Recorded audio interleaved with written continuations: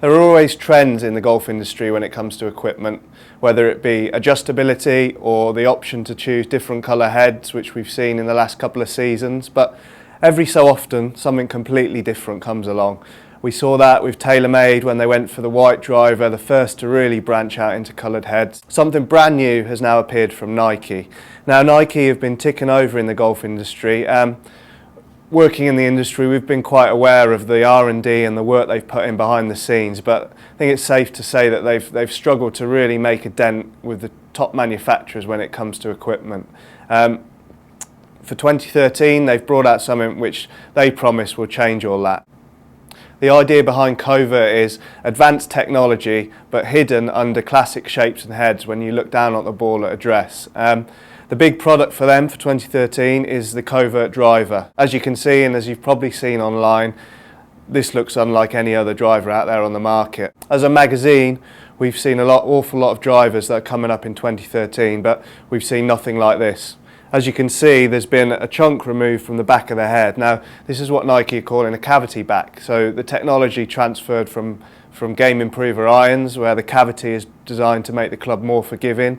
This is transferred into here. So the idea is that this weight saved is moved to the perimeter of the club, makes the club more forgiving, resist twisting, and should result in straighter shots. Now, there were a number of concerns when we saw this model.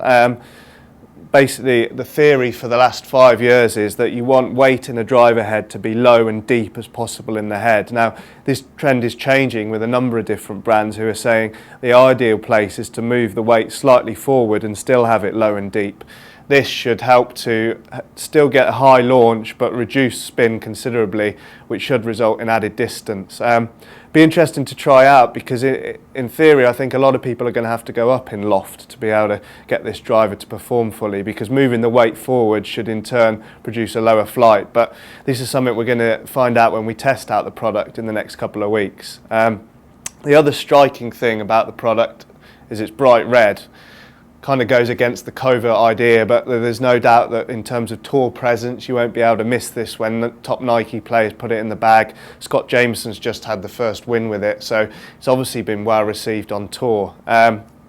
The other major change they've made, which again is very impressive, although it seems similar to begin with to a lot of products, is the adjustability on offer. You can go anywhere between 8.5 and 12.5 degrees, and you can put any of those lofts in neutral, right or left settings as they call them, so you can make the head sit slightly open, slightly closed or neutral.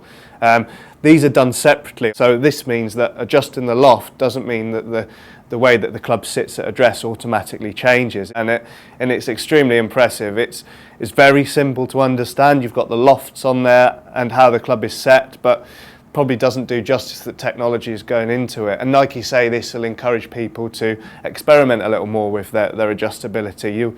We speak to a lot of golfers who say, oh, I've got an adjustable club, but I just set it and it doesn't change. This makes it easy to understand, and hopefully it'll mean people will try things out on the range knowing that it's easy to get back to the setting they started with. It's a really interesting club, and it's clear Nike are going to put a lot of money and a lot of effort into the promotion of their new products. It seems like they're ready to step up to another level and compete with some of the big guys, particularly in the driver market. Interestingly, there's two models. There's a smaller headed tour option and a 460cc headed non-tour version. To me, as an amateur golfer, it makes no sense that anybody would go to the smaller head unless you were a really high spin player and you were looking to keep it down.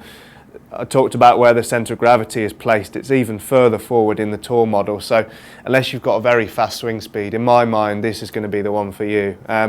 We'll find all this out when we test the club in the next couple of weeks. You can subscribe to our YouTube channel where you'll get the video first and you can see what we really think of it. We're very interested to see how impact sound is affected as well. Removing this much weight and material from the head has got to have an impact, but it'll certainly be interesting to find out.